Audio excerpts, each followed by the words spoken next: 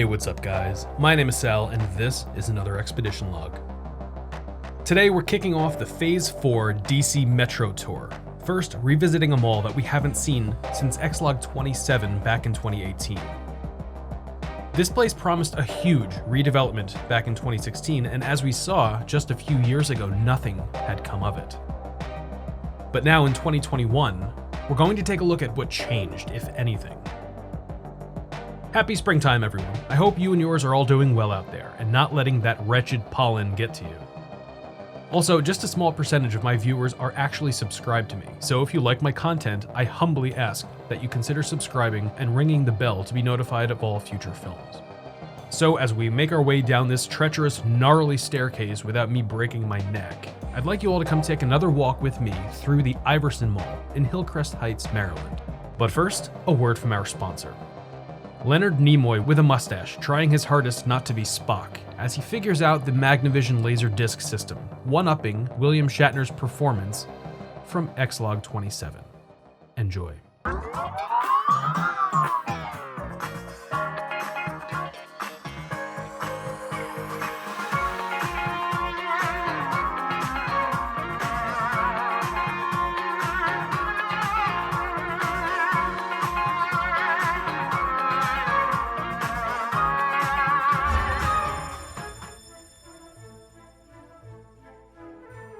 I'm Leonard Nimoy. Interesting. A record player that produces beautiful sound and pictures through my TV. This single wire. It's Magnavision optical video disc player. Excuse me, Magnavision. What a marvelous learning tool. A low-power laser beam projects.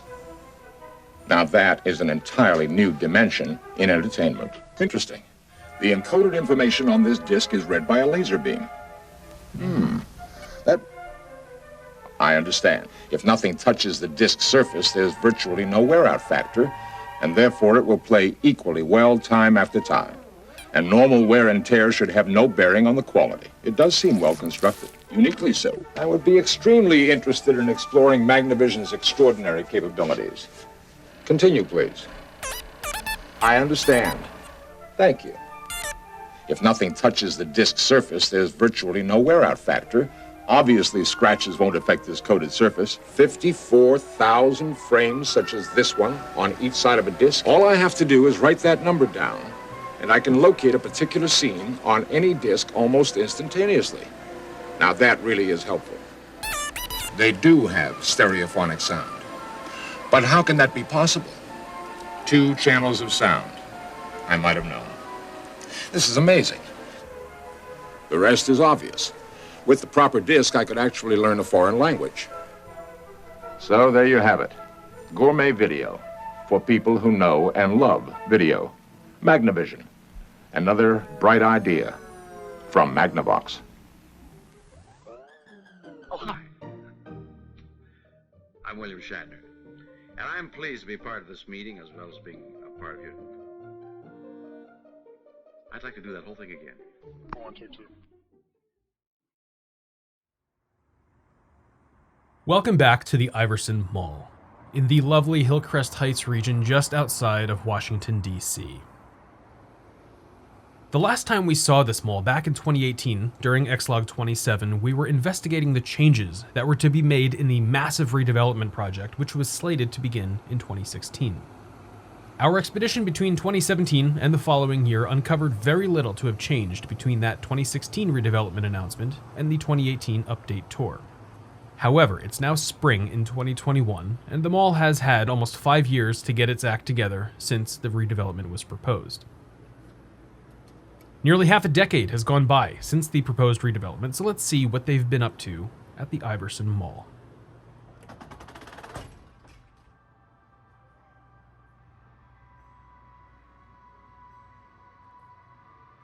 As this is a part 2 video, and I can't help myself but to tell the history of every place that I visit on all of my film subjects, this ExLog will be an anamnestic episode wherein we'll have a brief tautology of Iverson Mall's history, along with my own thoughts and updates on the trajectory of this property.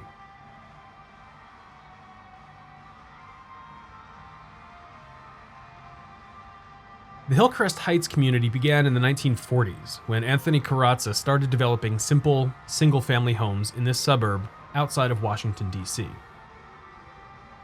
Carrazza's homes would be met with accolades through the 1950s, and into the 60s he would turn his efforts away from homes, refocusing efforts towards retail and shopping centers.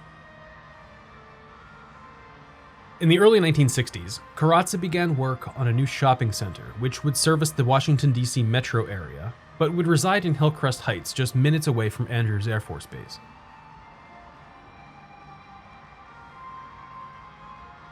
Carrazza would partner up with the Jack K. Management Company of Silver Spring to build what they called the Antone Mall.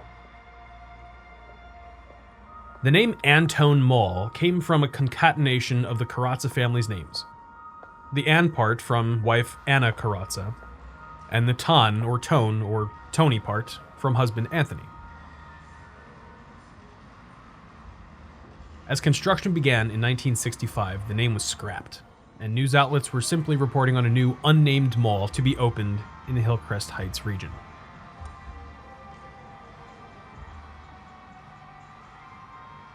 Kid is back on the escalator. That kid is back on the escalator again. What?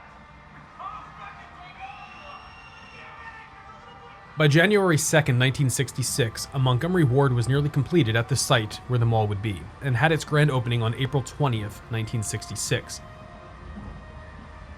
About 1 year and 3 months later, local DC chain Woodward and Lothrop opened on July 31st, 1967.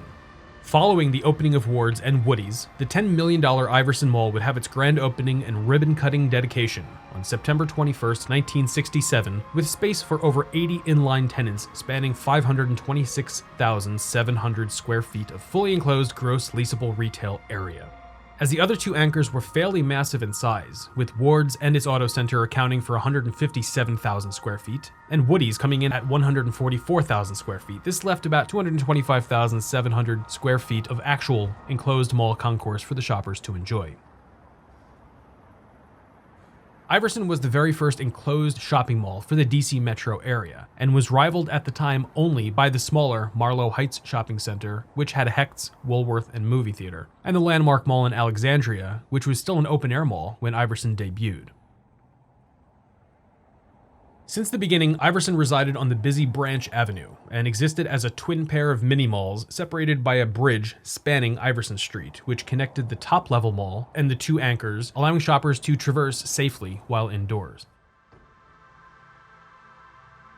The bottom level was split by the bustling Iverson Street, with much less shops than its second-floor treatment. While the Montgomery ward devoured space on the south end of the mall, which we're in right now, the largest concourse was the north end leading up to the grand spiral staircase and adorning massive fountain accompanying Woodward and Lothrop in its courtyard. Into the 1970s, Iverson would gain massive competition when the Landover Mall opened in 1972 as PG County's largest enclosed mall. It was directly off the Capitol Beltway exit onto Landover Road, making it extraordinarily accessible and modestly appointed with blonde wood and stucco-colored tile, along with a lovely fountain. 3 years after Landover Mall, we would see the grand opening of Taubman's Lake Forest Mall in 1978, anchored by Woody's, Hecht's, JCPenney, and Sears. You can catch Lake Forest, the tawdry Taubman, in my ExLog 17. But a revisit may be in store in the future because that place is really hurting right now. So stay tuned. Through the late 1970s and 80s, the DC metro area, along with the surrounding Virginia and Maryland suburbs, would explode with mall development. The bougie Chevy Chase neighborhood set the stage for luxury and elite shopping experiences, with the Mazda Gallery opening in 1977. I'm actually going to be covering this mall in ExLog 87. The mall is about 99% vacant, and it's a mess, so stay tuned to my social media for when that episode's going to drop. That whole area in Chevy Chase is toast, but I'll save that for ExLog 87. Once again, stay tuned to my social media, Twitter, Instagram, Discord, Facebook, whatever your bag is. You can find links to all of my social media in the description below all of my videos. The DC Metro Mall extravaganza would continue with Melvin Simon's Forest Village Park Mall, now known as the Center at Forestville, opening right up the street from Iverson in 1979. We're actually headed to the Center at Forestville in the next episode for ExLog 85. Once again, stay tuned. We have lots of plans for this channel. Then we saw the Laurel Mall, anchored by Hecht's, JCPenney, and Ward's, along with 120 stores across a massive echo chamber of a concourse, fully accessible directly on Route 1 in Laurel, Maryland. Laurel Mall is one of the earliest memories of a dead mall that I have, which is where I would buy all of my concert clothes when I was in college. I'll never forget how awesome that place was, and empty. Then we had the luxurious Fair Oaks Shopping Center in Virginia, built in 1980, with 6 anchors. Hecht's, Lord & Taylor, Sears, JCPenney, Garfinkel's, Woody's, and 210 inline tenants. You heard me right, folks. It had 6 anchors. You could even hop on I-66 and get directly to the Fair Oaks parking lot without hitting a single traffic light. Georgetown Park opened in 1981, completely overgrown with wrought iron treatments everywhere, and tons of skylights along with $5 parking with no validation. If you wanted to shop here, you had to play for keeps.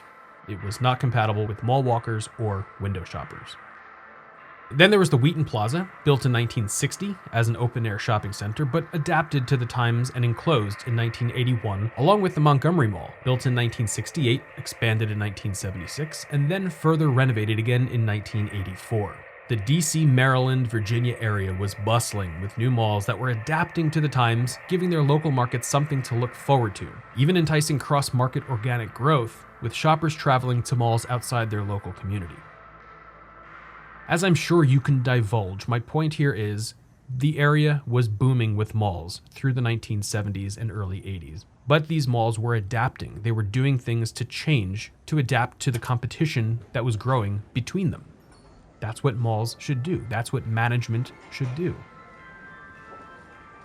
But back at Iverson, things were looking grim. And in the late 70s through the 80s, with major chains like The Gap departing the mall, it was also gaining some bad press due to crime in the area. Richard Seaforth was with his mother and girlfriend on Monday, November 19th, 1984, when a man approached them in the Woody's parking lot right here at the Iverson Mall and attempted forcing the 3 of them into a car. Mr. Seaforth resisted the abduction and tried fighting the assailant off, but he was shot in the head by the gunman and pronounced dead later that day. My condolences, of course, are with the Seaforth family. Crime is never a good look for malls, especially when it comes to homicide directly in the parking lot. Carrozza and Jack Kay wanted to move quickly past this horrific event and decided to renovate the mall in an attempt to give it a brand new identity. Renovations began just months after the unfortunate events with Mr. Seaforth at Woody's, and by 1985, the Iverson Mall had slapped a fresh coat of paint on its walls, installed some new lights and fixtures, updated some storefronts and signage, and had its grand fountain removed. That fountain would have been exactly where we're at right now, near the grand staircase. Shortly after the renovations were completed, Anthony Carrozza died on August 8th, 1985, leaving Jack Kay as the owner and manager for Iverson. But these renovations wouldn't be enough to push the mall ahead of its competition.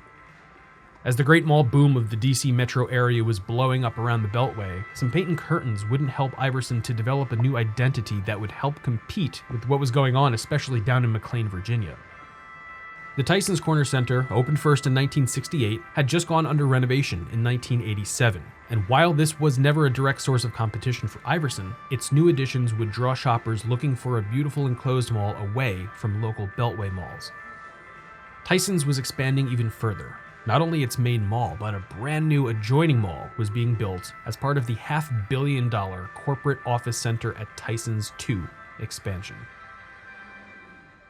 As most malls entered the 1990s, no matter their location, they would see some form of success. While Iverson was never billed as a luxury mall like Tyson's or Fair Oaks, it served its local community with a diverse set of shops to whom said local community would remain loyal. Despite the loyalty shown to Iverson Mall since its opening, there were still factors at play which couldn't be controlled by the sales at one department store as part of a larger chain. Woodward and Lothrop filed for Chapter 11 bankruptcy protection on January 18, 1994, as they were over $59 million in debt and facing default on loans across the board. They chose to liquidate their entire operation, and by October 1995, the Woody's chain was sold to JCPenney, with their Wanamaker division being sold to the May Department Stores Company. But out of the 3 Woody's in Prince George's County, it was reported on October 6, 1995, that the Iverson Mall store would be the only one of the 3 that wouldn't be converted to a JCPenney and was to be sold to Value City. The deal closed about a week later, and the top level of the former Woody's was converted over to a Value City, which opened on November 1st, 1996, with the lower floor occupied shortly thereafter by a Galaxy Furniture. The last couple of times that I filmed the Iverson Mall, I was so curious looking on the back end of the mall at all of the windows that were lining what looked like another story above the second floor concourse. And those same windows are even visible inside the mall if you look above the second floor concourse. Mysterious. It was always mysterious to me. And when I filmed it the first time and the second time, this area was closed off. It might have been locked, maybe these businesses were closed when I was there, but this is the mezzanine section. And you'll see it's littered with a bunch of random businesses, nearly reminiscent to the Annandale Seoul Plaza, which I have covered previously in my series.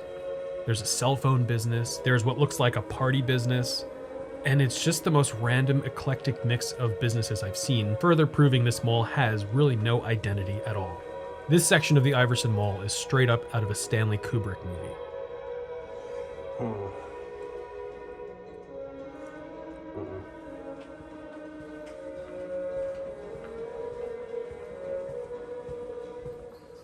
It felt like I was in that scene in Charlie and the Chocolate Factory, when they were in that train ride and all the colors were going past them all crazy. But here it was just one color, it was just green.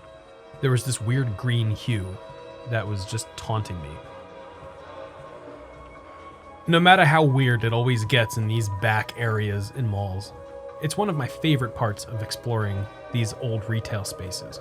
Man, I love these old back areas.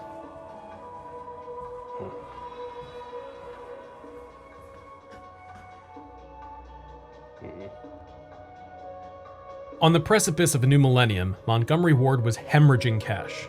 After emerging from its 1997 Chapter 11 bankruptcy protection in August of 1999, now owned wholly by GE Capital and rebranded legitimately as just Ward's, by December 28, 2000, they had suffered their worst holiday season on record and entered Chapter 7 bankruptcy liquidation. By May 2001, Ward's was completely liquidated after 129 years in operation, and the Iverson Mall location was shuttered. The old Ward's lot would sit vacant for a few years, only for the lower level space to be reoccupied on November 26, 2004 by the Foreman Mills discount chain, with a similar chain called Total Save occupying the top level in the months following. It was around this time that more national chains would leave the mall in the late 2000s, and by February 15, 2008, Value City had shuttered. But management remained hopeful in the future of the mall, with a Burlington coat factory opening on the upper level of the Woody's turned Value City space in fall of 2008. Shortly after this transition, the Galaxy Furniture would close, and a local church called the Community of Hope, AME, would take around 30,000 square feet of the vacant space. Attention Iverson Mall shoppers. We don't really know what the hell this mall is all about. We got offices, we got a church, we got a big staircase that used to have a fountain we don't like no more. No fountains are no good.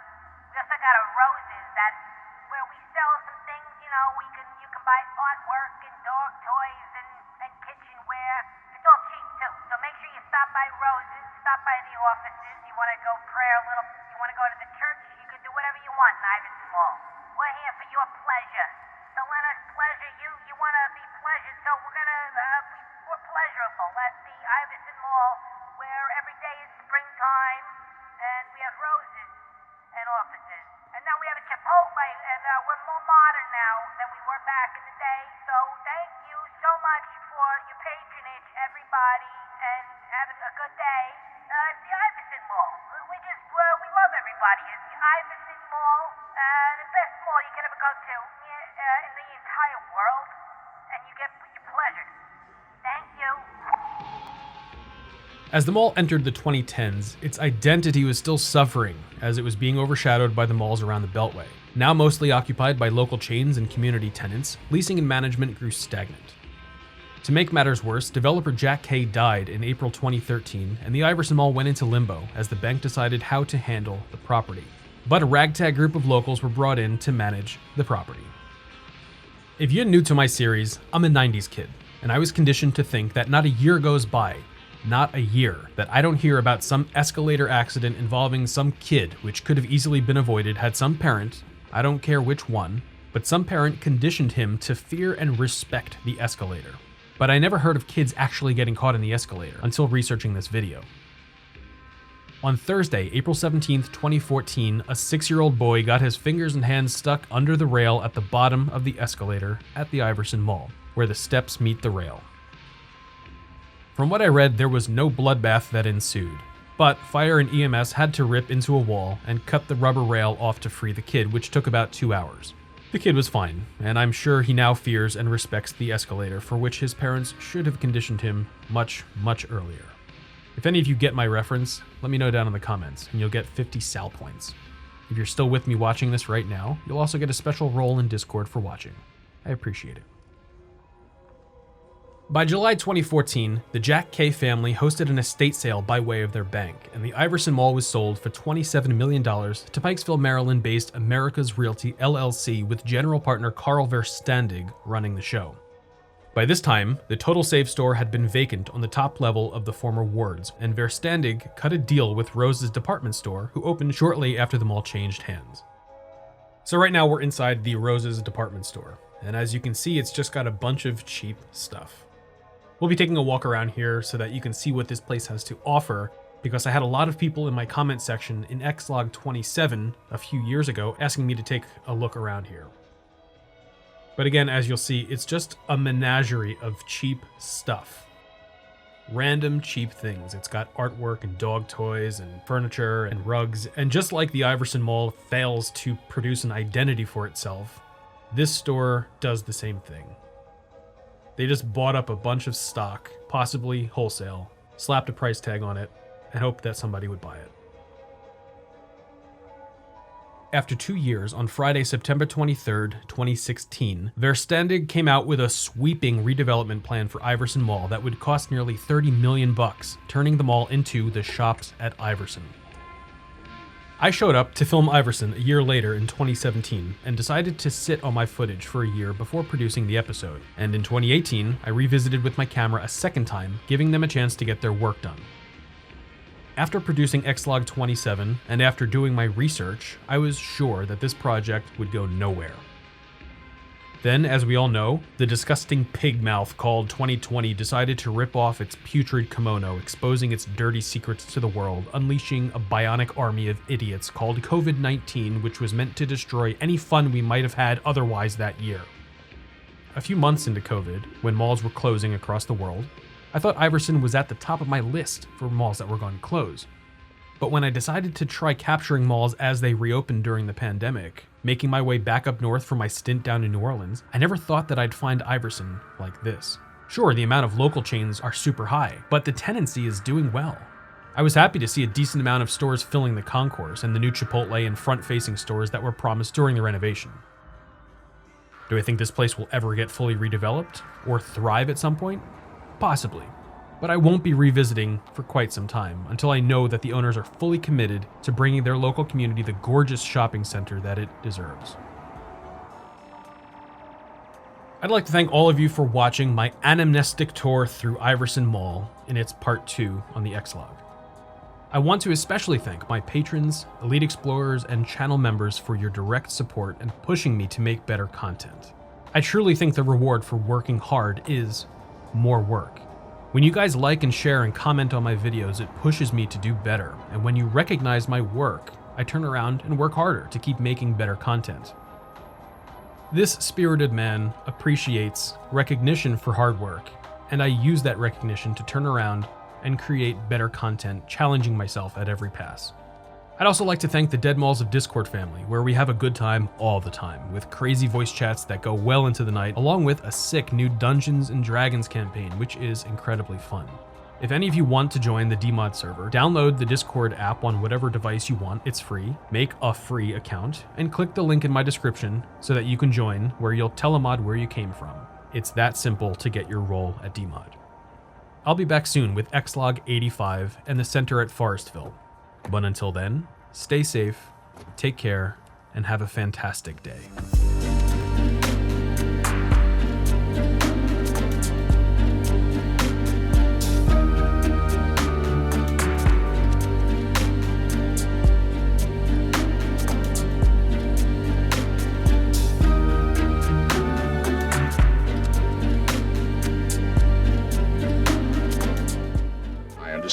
If nothing touches the disk surface, there's virtually no wear-out factor, and therefore it will play equally well time after time.